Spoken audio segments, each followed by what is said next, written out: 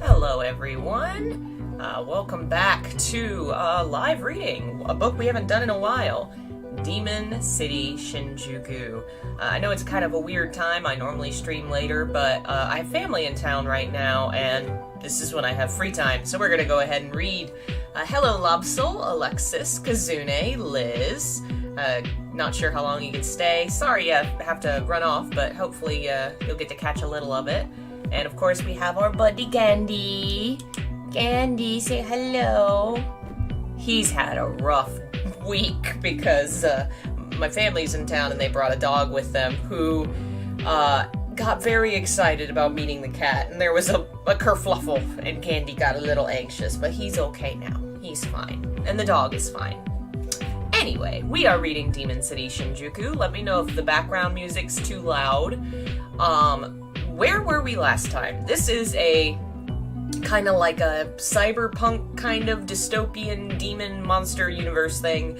Our hero Kyoya is entering into the Demon City Shinjuku, which is a ruin of demons and monsters and mayhem, and he's trying to defeat this evil sorcerer that's summoning a demon to end the world. Last time, he managed to break into the sorcerer's abode and rescue the girl that had been kidnapped, and the two of them escaped. And I believe that is right where we left off, was the two of them running off into the Demon City. So we are continuing with part 6. Kyoya deliberately headed down one of the more twisting alleyways. After walking for 15 minutes and seeing no one in sight, they ducked into the ruins of a building. With a collapsed stone wall between them, they undressed and spread their clothes to dry. They hadn't noticed back in the room, their nerves on edge, but they were soaked to the skin. Waiting for the sun to do its work, they caught each other up on the details of what had gone on until they met.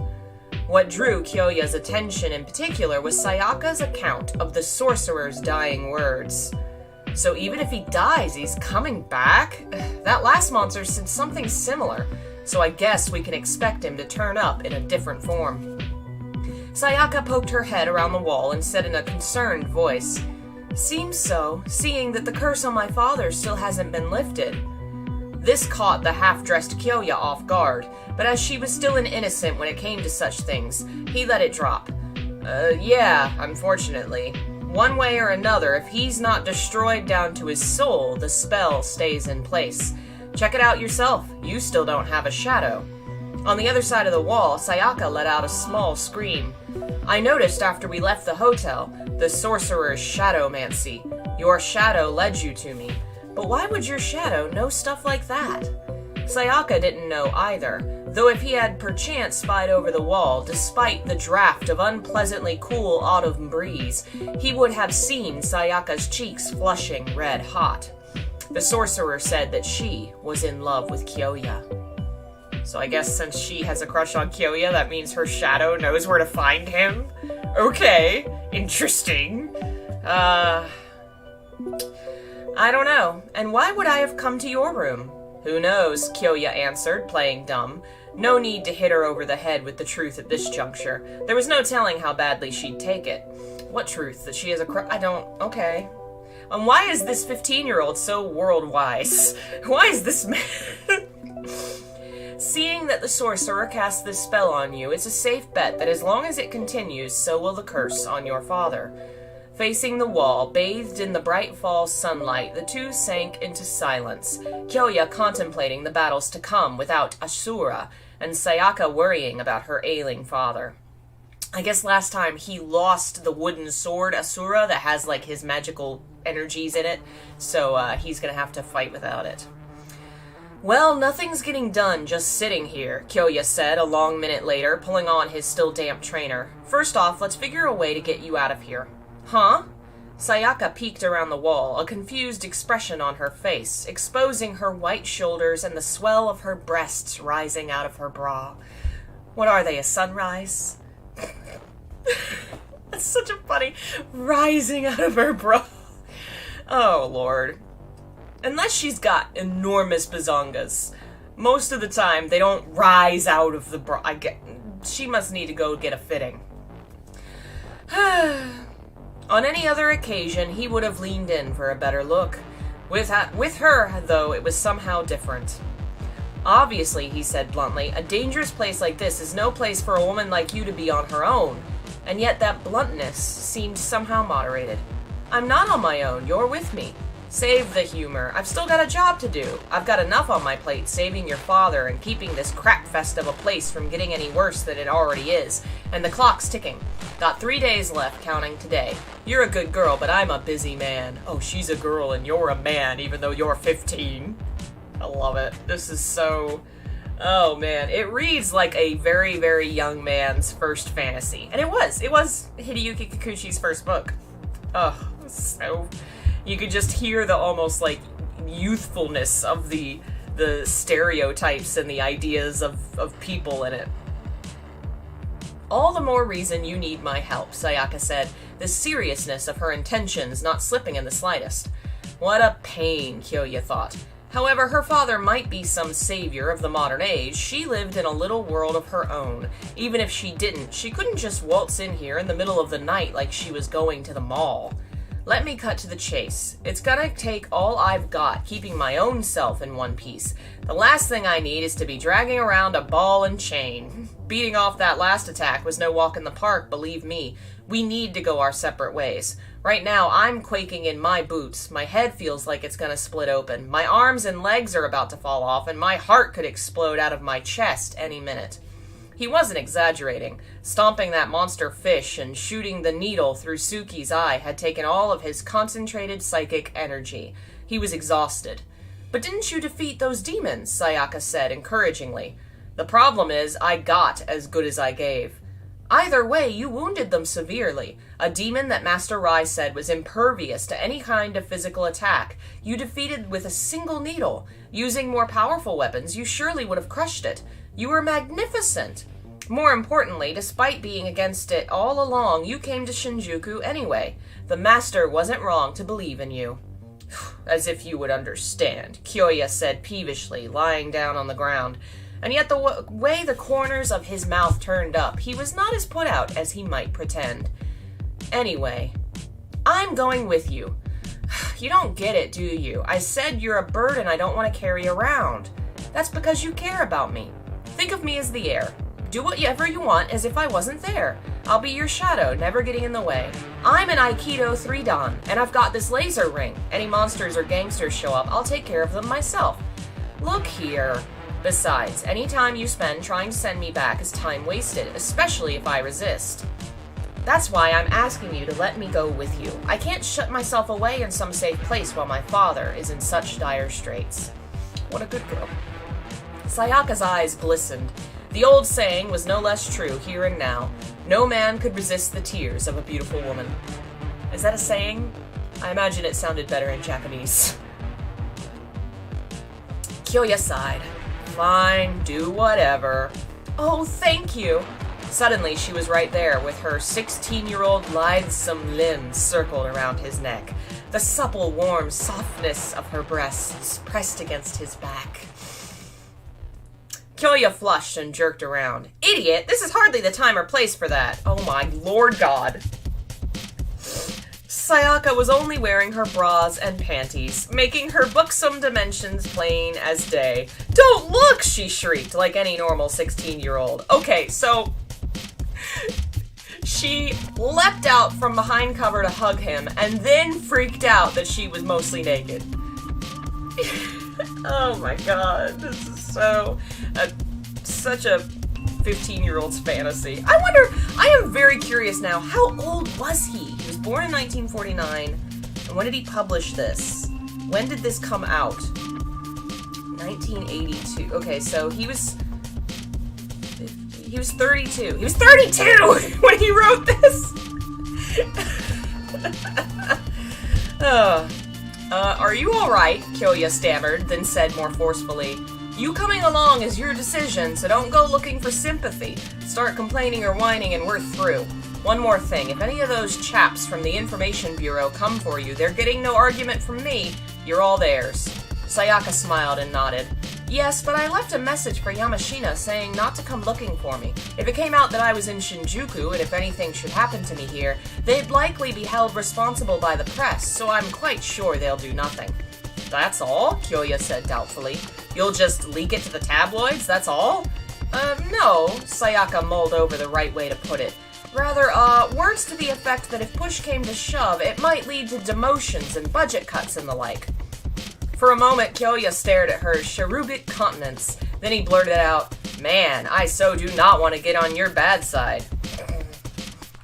The moaning and maledictions filled the gloom of the sorcerer's hideout.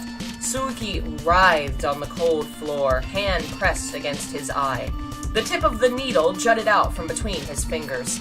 The psychic energy Kyoya had concentrated in his needlework Nenpo hadn't only ruined his eye, but had shot clean through it, and was now impossible to extract. You not only didn't destroy the boy, he killed your demon fish, wounded you, and took our hostage. You have the gall to slink back here, a dishonorable fool, while you should suffer a while longer. The merciless voice resounded from the darkness, the voice of the sorcerer. But different than before, suffused with a ghastly demonic energy that made the flailing Suki forget his suffering for a second, start and look around. Forgive me, Lord Sorcerer, I will have my revenge. But it hurts. Not only my eye, my whole body burns. Kyoya is Zaoyoi. This is a grudge that will never be buried between us. Yes, never.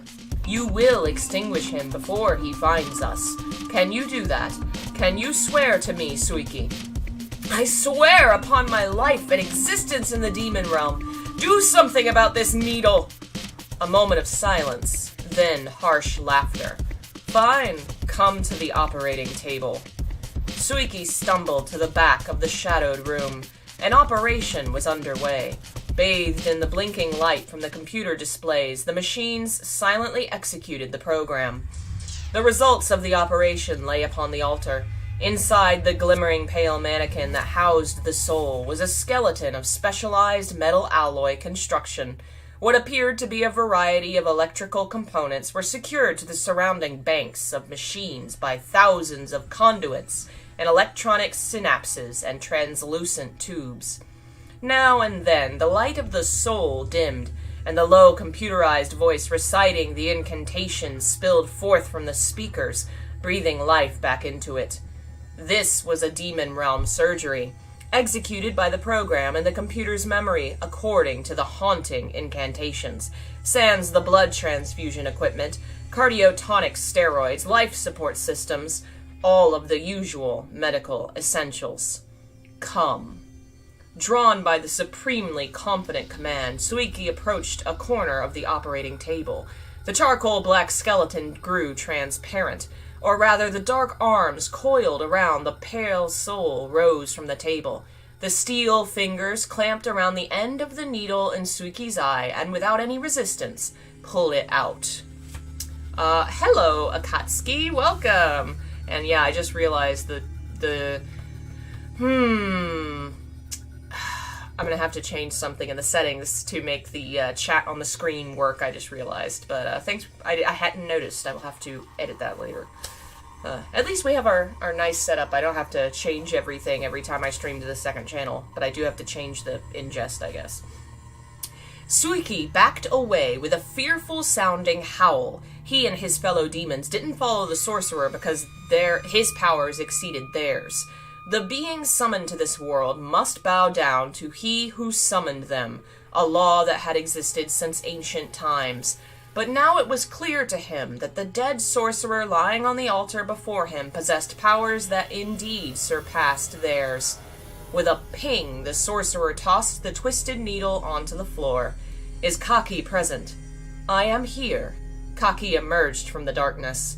Accompany Suiki and find the boy and girl. They needn't be killed. Until my surgeries are finished, they must not come to this location. Implying that once the operation was complete, he wouldn't mind how or when they attacked. Understood. I will once again take control of the girl's shadow. A rare note of anger rang in the normally stoic Kaki's voice. Saying that Kyoya needn't be killed was the same as saying that they couldn't kill him. Suiki, though, is of no use. He will stay behind and perform bodyguard duties. The sound of Suiki grinding his teeth in reaction to the harsh disdain could clearly be heard. No, even having disposed of the sword containing his father's psychic powers, he remains a frightening wielder of the Nenpo arts. He may be honing those skills even as we speak. Including today, there are 3 more days before its appearance in the world. My operation will likely take that long.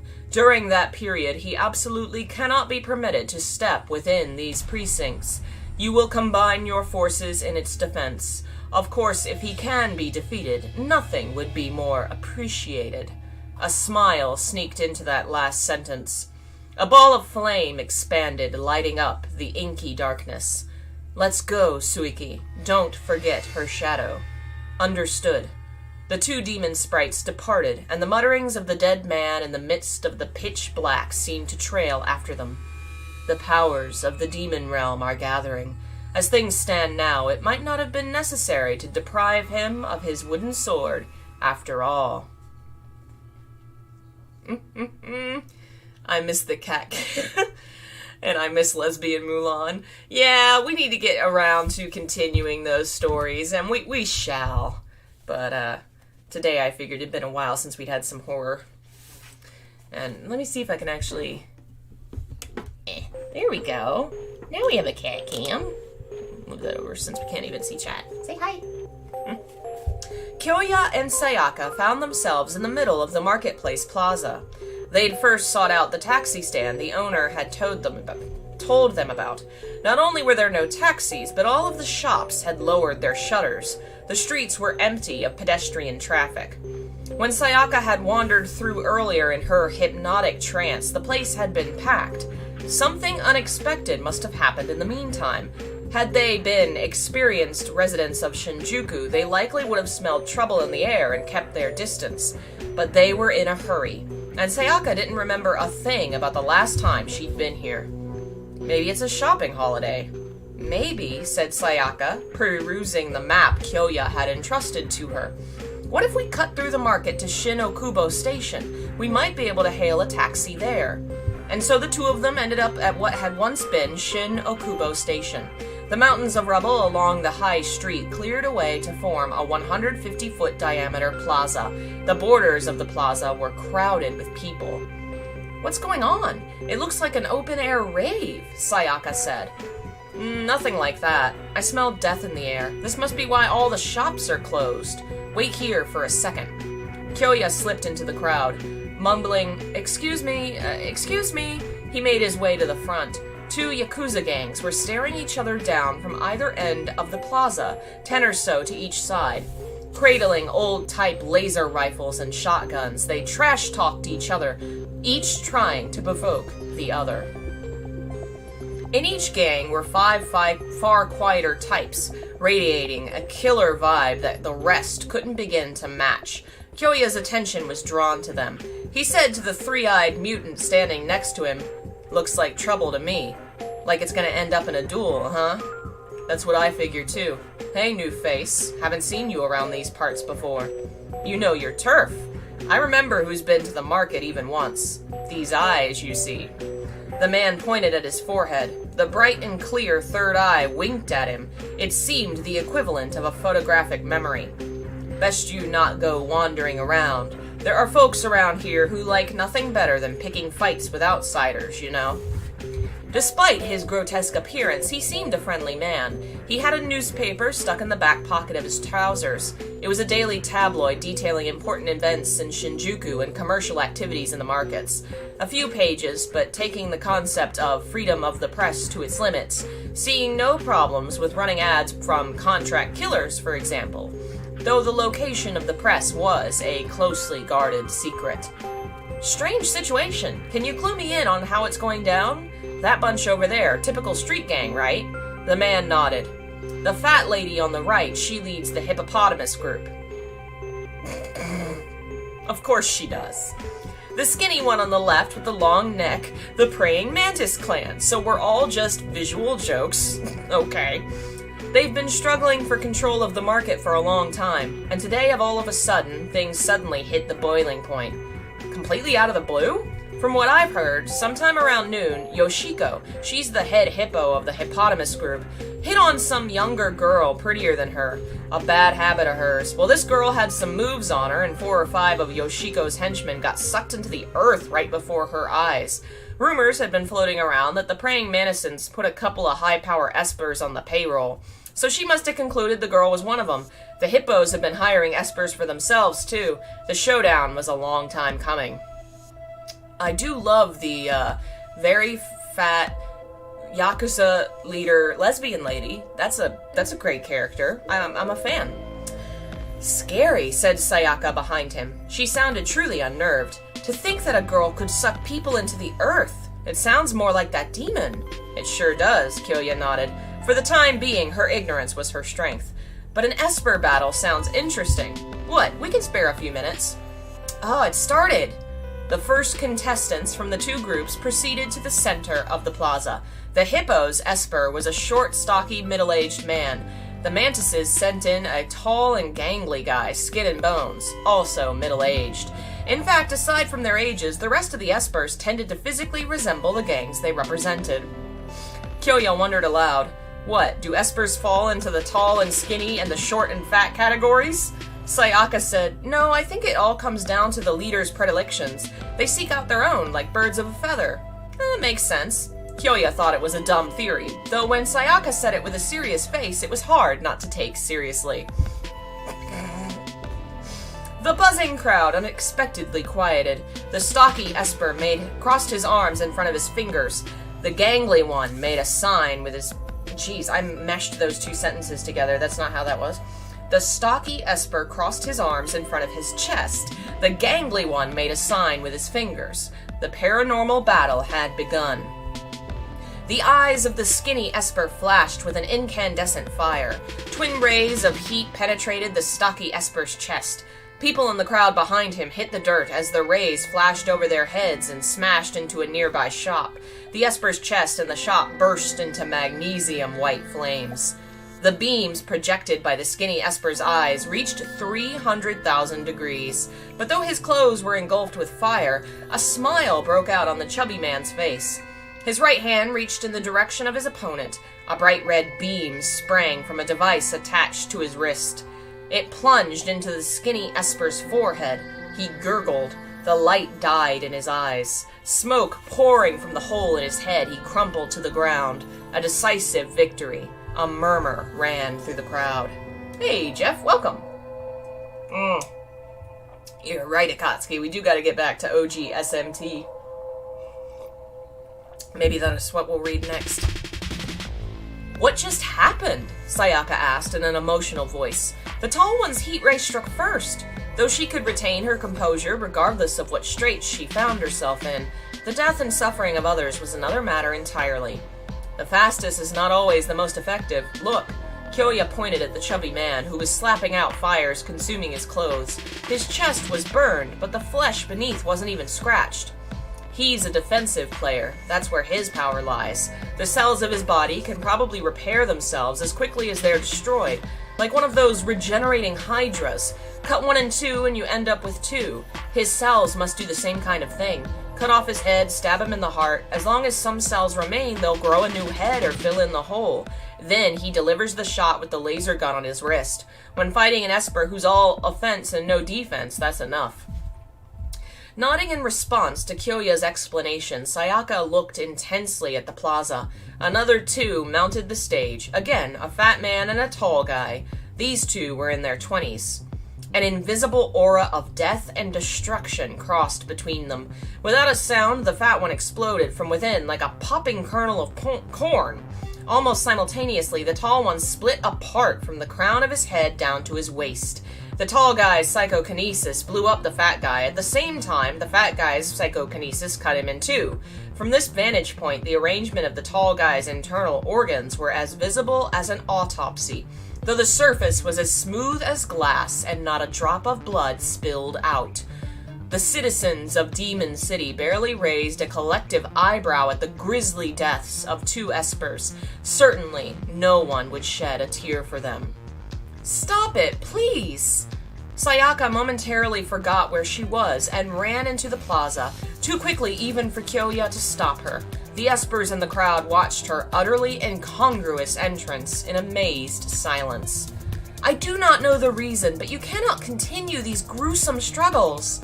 Sayaka's plea was filled with anger and grief, tears that did not flow when thinking about her father struggling at death's door ran down her cheeks, glittering in the sunlight. 3 lives had been lost before her eyes, and nobody had done anything to intercede, a spectacle she could not abide. Sayaka stood in the middle of the plaza and called compassionately, "No matter what your differences, killing each other is no solution. This must cease now. Don't you treasure the life your parents gave you?" She examined the 2 gangs and turned to the crowd. "Why didn't you do anything to stop it? It is a tragedy for any life to be lost for any reason. Do you enjoy watching such heartless murders take place?" "What do you think? Of course we do," came an answer from the crowd. "Quit raining on the parade." Laughter followed. "Take a hike, kid, or take off your clothes." The laughter grew louder. A shadow like a small thunderhead stepped forward from the hippopotamus group.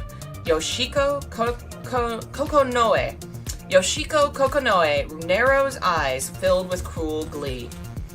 "I thought I recognized your face. You're that girl from before. Hey, everybody, this one's a praying mantis esper." A rustle shot through the thongs like a strong wind through a field. The praying mantis boss yelled back angrily, "Don't listen to that crap! She's got nothing to do with us." "Playing dumb, eh? You and me will settle this later. For now, let's see her true colors." She nodded at one of the remaining espers. Okay, well now we're gonna get into some tearing some clothes off people shit. With a roar of wind, Sayaka's blouse and bra sheared off and floated away like chaff. She shrieked and crouched down.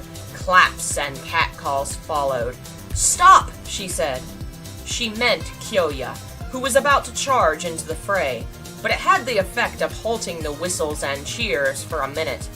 Sayaka stood proud and straight. The exposed upper half of her body, hands pressed against her generous chest, trembled slightly, her white skin flushing red. She was a 16-year-old girl. There was no way she wouldn't feel abashed.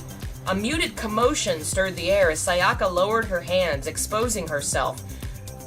Her breasts large for her slender frame and tinged by bashfulness. I do not know how breasts are tinged by bashfulness. To the crowd. Not a hoot, not a jeer. A bold act of will for such an unworldly girl. Sayaka's strange show of determination and courage struck the hearts of the unruly onlookers. "Is this enough to get you to stop fighting?" she asked softly. Her desire to save the lives of the espers was the only thing that kept her from fainting dead on her feet.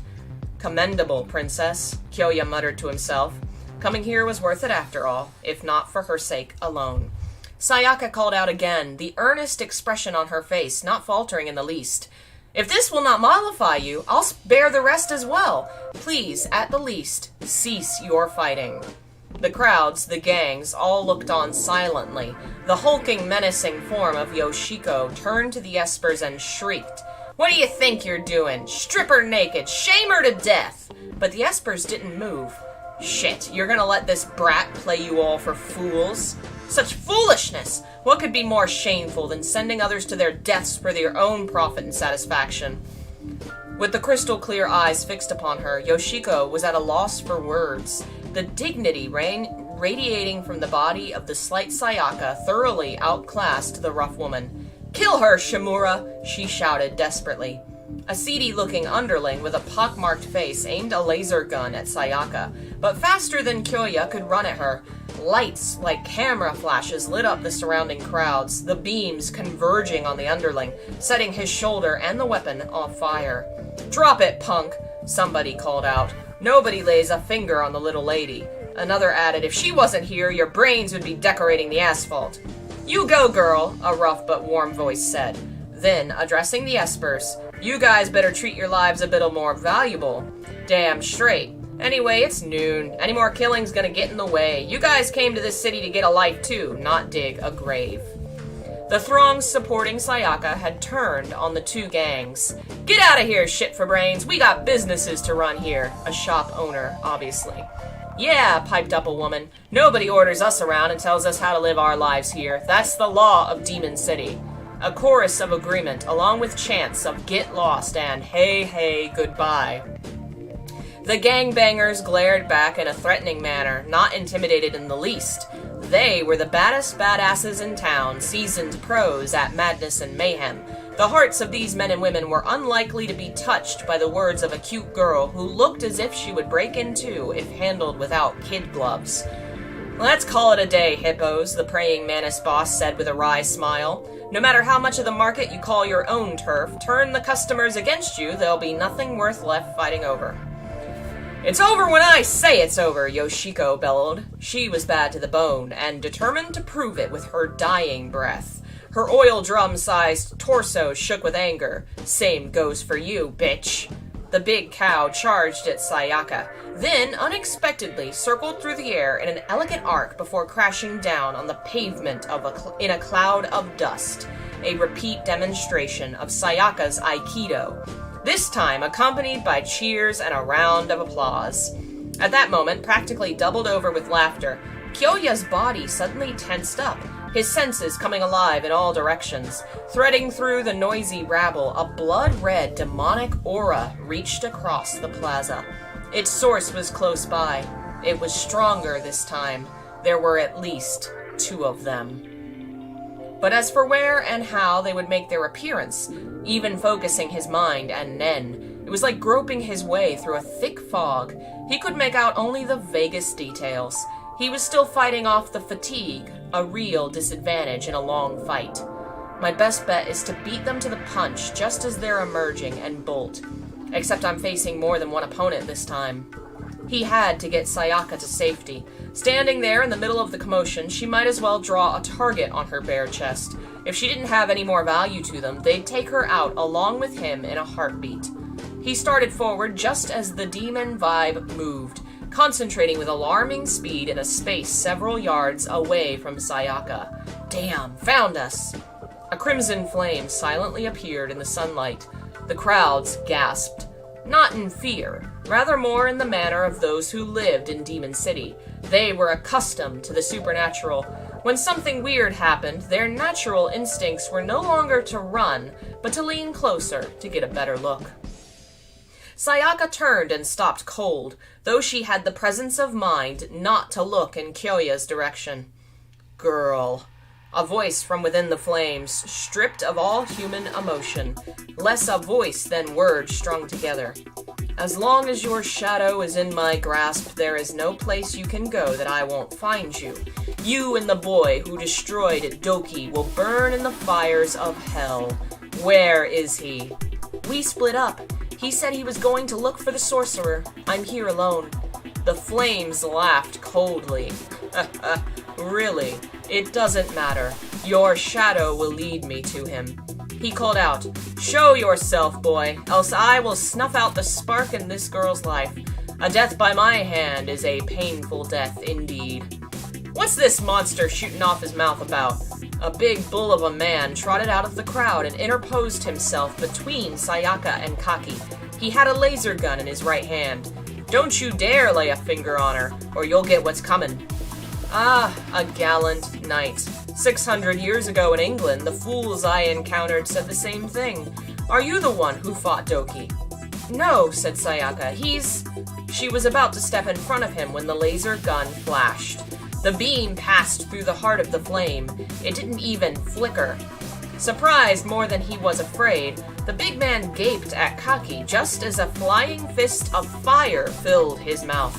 His scream erupted as an inarticulate gargle as he fell to the ground, clawing at his chest. Red hot flames poured from his mouth and ears and nostrils, like he'd turned into a fire-breathing dragon. His body appeared completely unscathed from the outside.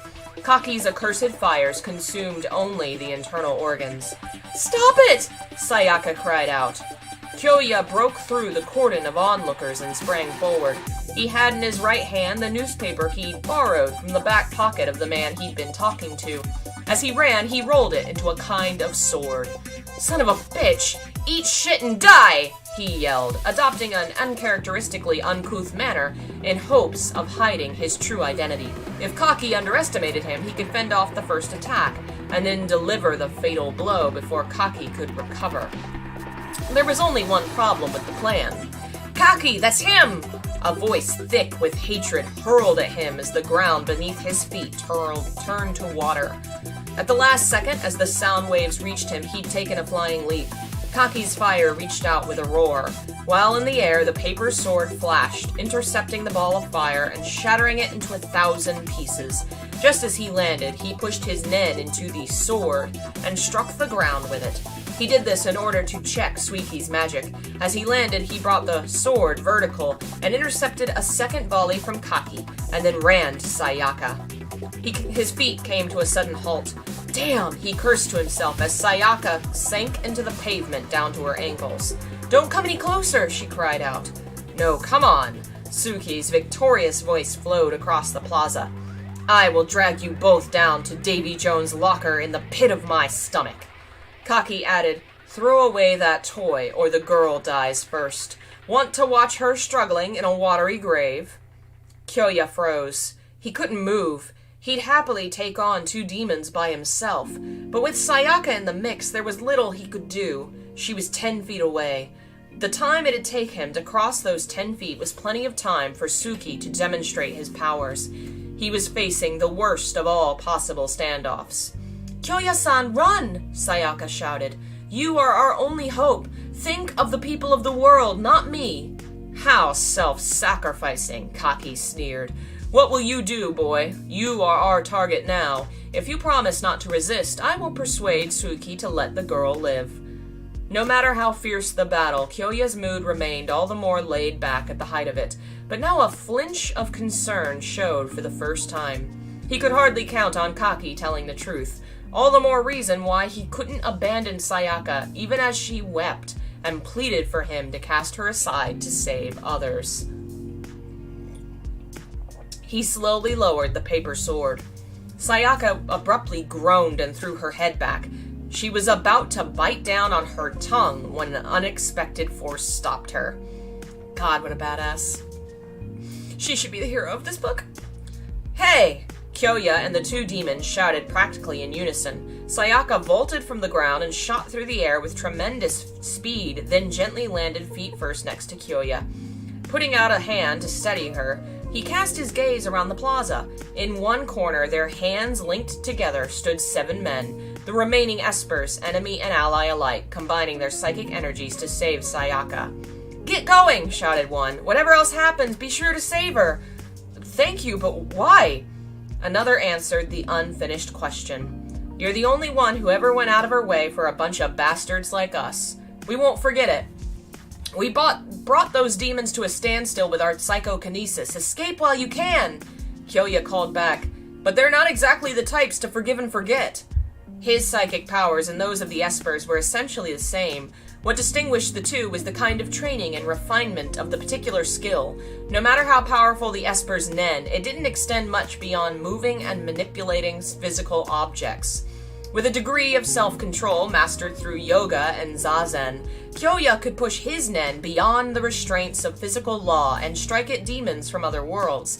His was a superpower that arose out of what might best be called a spiritual dimension, fundamentally different from that of the espers, more akin to the exercising power of a priest, amplified several thousand times. In short, the psychic powers of the Espers could never eradicate the presence of the demon realm. They had been able to extract Sayaka from Suiki's grip only because there was one among them who, although his powers were tiny in comparison, had undergone the same kind of training as Kyoya. "We know," answered another Esper, "but we have enough strength to hold them back while you escape. The girls said it was for the good of the world. It may not count for much, but let us do what we can for such a cause. Goodbye, princess. If I had a girl like you in my life, I'm sure I would have made something of myself. Get going! Go on, take off!"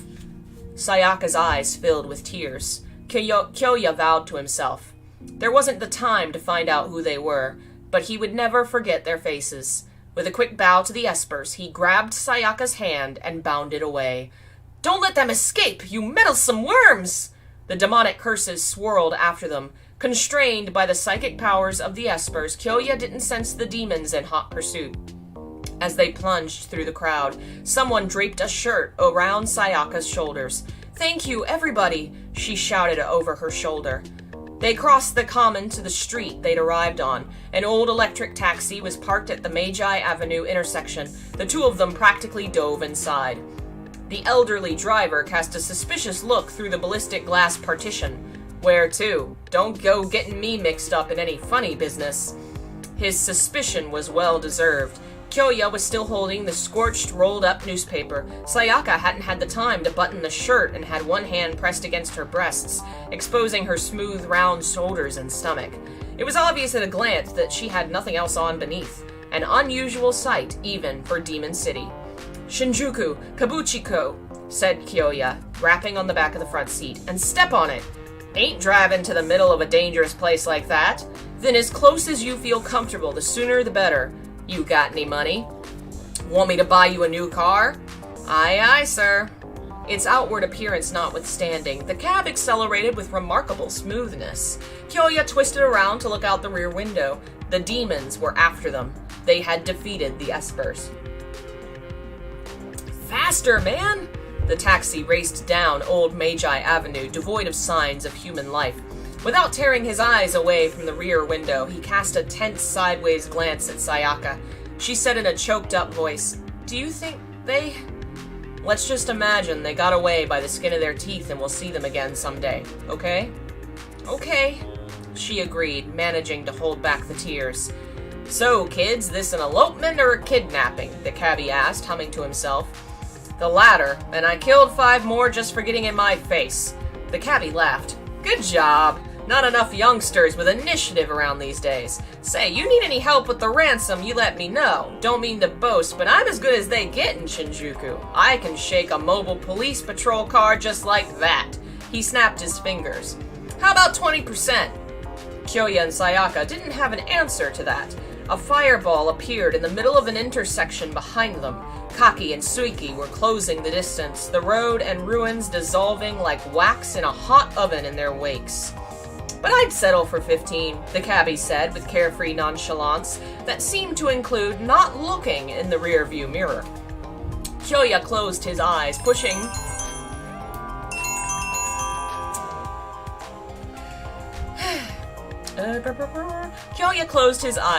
his nen into the ragged newspaper.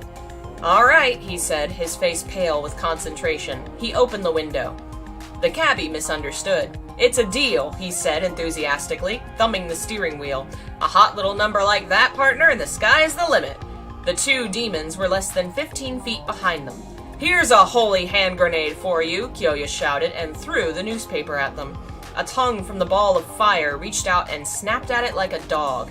As the flames consumed it, at a point midway between the cab and the demons, the sword erupted in a colorless, soundless explosion. Kyoya's psychic energy scattered like shrapnel in all directions. With a roar, the fireball blew apart. The ruins stopped dissolving. Suiki must have caught some of the damage as well. After confirming the results, Kyoya sat back heavily in the seat. The skirmish in the plaza and the Nenpo hand grenade had used up much of his mental energy. The loss of Asura alone had proved exhausting to his psychic reservoirs. "They won't be coming after us for now." "Did you defeat them?" Sayaka asked anxiously, peering out the rear window. "No, the fight back there in the plaza pretty much drained me. All I can do now is slow them down. They'll be after us again in no time." What are you chattering on about back there? The cabbie interrupted. He hadn't noticed his own close escape from death and was remarkably relaxed for somebody who'd just taken an active stake in a kidnapping. Yeah, I thought I had a little more. Are you going? Where are y'all headed? It's called Over the Falls. I'll go ahead. I'll see dinner. Yeah, okay. Where was I? Here we go. So where do you plan on hiding her? There's an empty warehouse over by the Imperial Gardens. Now and then, those huge carnivorous worms make their nest there. Ignoring the cabbie's chatter, Sayaka lay Kyoya's head in her lap. When he tried to resist, she flashed him a fierce look. The young Nenpo master smiled wryly. Don't know why that word was hard for me to say. Wryly, and closed his eyes. He was exhausted, physically, mentally, spiritually. He was at his limit, and 2 of those monsters remain. He still had to break the sorcerer's spell and seriously feared going down for the count before they reached the enemy's lair. And as if she could see into the heart of the uncharacteristically enervated Kyoya, Sayaka thought as well. It was the last thing on earth he wanted to do, and yet he fought like this tooth and nail. So did the Espers. She really had been a burden. The least she could do was give him a place to rest his head. At that instant, Sayaka wished to ride to the ends of the earth, feeling Kyoya's weight in her lap. Several minutes later, the taxi barreled up to the Meiji Avenue and Yasukuni Avenue intersection. Though the surrounding ruins looked no different, the pedestrian traffic had increased markedly. Yakuza and pimps and hired guns dressed in garish threads and wearing threatening looks. The cut of society that gave a place a bad name. So those are the kind of people who live here? Sayaka asked the cabbie. Kabukicho is home to every type of punk, roughneck, and madman you can imagine. Come night, it turns into quite a staging ground for murder and mayhem. We're not quite there yet, so relax. I'm delivering you to a place with a guaranteed security perimeter. He still expected a ransom to change hands at the end of all this. Yes, thank you, Sayaka bowed her head. She couldn't speak for Kyoya's state of mind. At that moment, a crash and a bellow from the cabbie resounded simultaneously through the vehicle. One of the punks had leapt into the street and swung a plastic bag and its red liquid contents against the windshield. With a heavy, slushy sound, the thick glass began to melt. This wasn't tomato juice, obviously. Bastard! The cabbie yelled. The punk whirled around. The cabbie didn't hesitate, but cranked the steering wheel hard over and chased him up on the sidewalk. The pedestrian screamed and shouted and scrambled out of the way. About to get body-checked by the fender, the punk dove sideways to safety, and right into a dumpster next to a cafeteria. Serves you right, Buster! The cabbie laughed in high spirits. We ought to scrape all them punks together in one big pile and feed 'em to the coin purse and spit 'em out in the DMZ. Man, that'd feel good. He was still venting when Kyoya, dead to the world till that moment, packed up like a jack-in-the-box. The coin purse? You mean that pan-dimensional thing floating outside the Waseda Hotel? He asked the question with a degree of seriousness that suggested a negative answer might cost him a limb. The cabbie paled a bit and didn't contradict him. Kyoya continued. Everything it eats gets spit out into the DMZ? Did I get that right? That's what rumors say. I haven't seen it for myself. Because nobody's made it back alive, I suspect. Kyoya fell silent for a minute and then said, Let's give Kabukicho a pass for the time being. Take us to this DMZ. I'll get out there. The cabbie jerked the steering wheel and hastily corrected. Even Sayaka looked at him with wide eyes. Don't be a fool, kid. I don't care how much you pay me. I ain't locking up the little lady in a place like that. And let's get this straight, too. Stiff me and I'll haul your ass straight back to your ma and pa. Sorry, but we're putting the kidnapping on hold for now. The treasure hunt takes priority. Just a second, the cabbie exclaimed. Take it easy, I'm not that stupid. Kyoya pointed at Sayaka and said, Take her outside Shinjuku. Any police station will do. You can expect a more than generous tip from the Federation government. You don't say, the cabbie said, clearly impressed. So out there, I can return the kidnapped lady and collect a reward. I like that idea a lot better. But Sayaka said, rather like a whiny child, Don't go deciding things for me. I don't want to. I got no time to argue. Those monsters shouldn't follow you outside Shinjuku. I'll definitely get your shadow back. So sit back, have some tea, relax, and wait for me. I don't care. I don't like it. In the first place, why are you going to a dangerous place like that? What do you mean treasure hunting? Now she was getting irritating. Kyoya hissed. Don't you get it? That business in the plaza to start with, all you did was tie my hands. If those espers hadn't stepped in, it would have been lights out for both of us. Sayaka hung her head and closed her mouth. I'm sorry, Kyoya said in his heart, but you know that those espers lent their power on your behalf. After this, he was heading to a dangerous place. When it came to the difficult, the dangerous, and the dirty, he had to step up by himself. I understand, said Sayaka, in a voice almost too soft to be heard. The taxi raced down Yasukuni Avenue and turned into the Omue Highway and stopped in front of endless rows of razor wire. There was a gap in the fencing wide enough for a single person to sneak through. On the other side of the 15-foot fence was the old heart of Shinjuku, now the infamous no-man's land known as the DMZ. The forest of skyscrapers, smugly disregarding the architectural carnage all around them, challenged the sky as they had in times gone by. Kyoya got out of the taxi. He didn't look back at Sayaka and instead said to the cabbie, She's in your hands. Keep the doors locked so she doesn't bolt. And enough with the kidnapping business, okay? Don't worry, the cabbie reassured him with a friendly smile. Not to boast of my own moral fortitude, but that wasn't nothing I could pull off on my own. He shook out his hand. I don't rightly understand it myself, but it seems to me you're risking your life for a good cause. It might not mean much coming from a loser like me, but I'm praying for you, kid. You leave her to me. Kyoya shook the man's hand, a clasp rough and warm. Sayaka pressed her face against the window glass as the taxi sped off. He turned his eyes towards the heavens. Twilight was falling. The shadows of the tall buildings drew dark lines against the rusty red sun, like tombstones rising to meet the young warrior. He briefly cast his mind back to the life he'd left behind in Tokyo, the buoyant faces of Shiratori and Kayama, his high school life where hope sprang eternal. As if channeling their thoughts, Kyoya Izaoyoi said to himself, This is one hell of a mess you've gotten yourself into. But then he shrugged and walked towards the fence. We'll stop there for now. So the reason he's going to the DMZ, if you don't remember from previous chapters, is the bad guys threw his sword into that portal thing, and he thought, oh well shit, that's my sword, bye. Well, if everything that's thrown into the portal thing ends up in the DMZ, then, you know, that's where his sword is. He's gonna go get it. What a wild... That moment in the book, reading that chapter, was the moment I kind of looked in the mirror like, what the fuck am I reading? There's so much weird shit in that one chapter.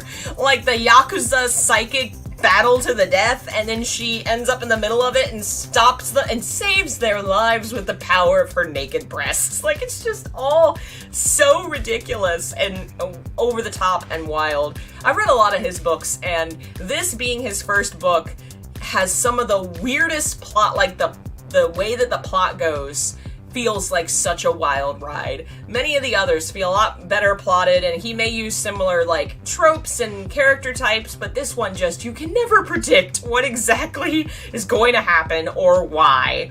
It's part of the reason I love it. It's so much fun. But thank you all for listening. I don't know when I'll read tomorrow. It kind of, depends on family stuff and what we're doing, but they'll be here till Thursday, and then that should be the end of Wild Crazy Summer Times, because my niece starts school in like a week after that, so should be somewhat more peaceful around here.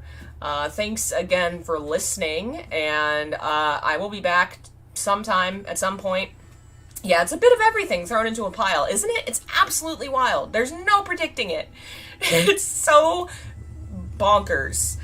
Personally, as much fun as I do have reading it, this is actually 2 books. It's the sequel as well. I like the sequel better. You can tell by the sequel he learned a bit more about how to plot. This honestly feels like a writer's first time really just exploring the space of fiction. Just whatever he wants to write, whatever fantasy he has, you've got a touch of male power fantasy here, a touch of, like, idealized femininity here, psychic fight to the death here, like, there's lots of things that are just thrown together. Kind of him figuring out what he likes and what he likes to write about, and then in later books you can see him actually pacing himself and putting it together in a more coherent way. But I love this book in the light of all his other works, because I enjoy all his works, and it's just fun to see how this is where he started, and it's so bonkers. Anyway, thanks again, and I will see you guys next time at some point with something. See you later, guys. Bye.